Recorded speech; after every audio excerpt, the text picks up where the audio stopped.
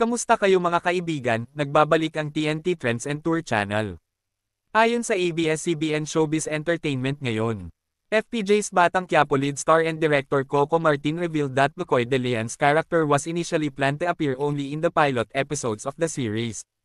During the press conference for the show's second book, Coco admitted that McCoy's character was originally set to exit early, but his strong performance convinced the team to extend his storyline.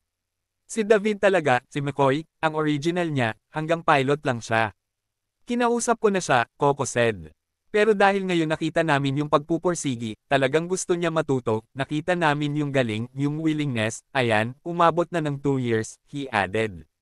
Coco also described McCoy's character as resilient, often avoiding his supposed demise in the series.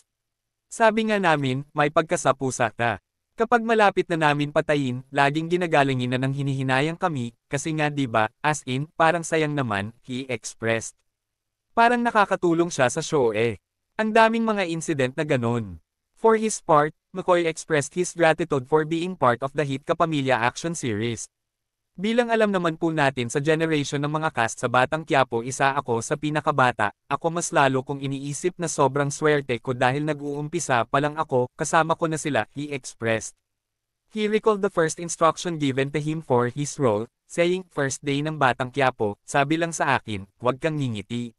Sabi ko, bakit po? Direk, Casey nakikita yung dating McCoy. Kailangan natin dito iba, at naging maganda naman kahinatnan ng hindi niya pagngiti.